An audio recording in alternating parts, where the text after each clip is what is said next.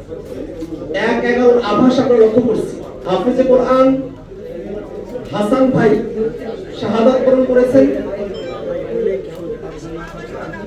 আমরা অত্যন্ত দুঃখের সঙ্গে শহীদ হাফেজ হাসান ভাইয়ের শাহাদাত স্মরণ করছি।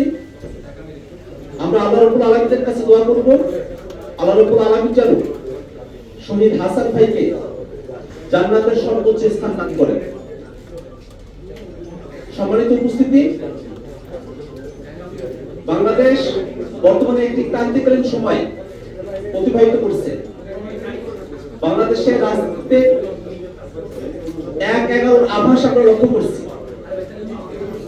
বাংলাদেশের জনগণ যে আকাঙ্ক্ষার ভিত্তিতে 24-এর অভ্যুত্থানে শরীক হয়েছিলেন, সে আকাঙ্ক্ষাগুলো অপূর্ণ রয়ে যাবার নানা ধরনের সম্ভাবনার জায়গা তৈরি হয়েছে।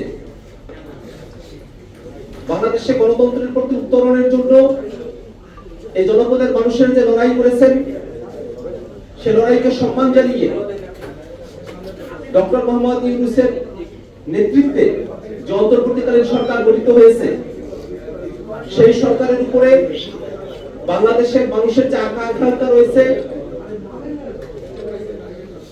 সংস্কার, বিচার, শান্তিপূর্ণভাবে ক্ষমতা হস্তান্তরের জন্য নির্বাচন আয়োজন, জুলাই ঘোষণাপত্র এবং জুলাই সনদ প্রণয়ন সহ প্রত্যেকটা বিষয়ে ধোঁয়াশার জায়গা তৈরি হয়েছে।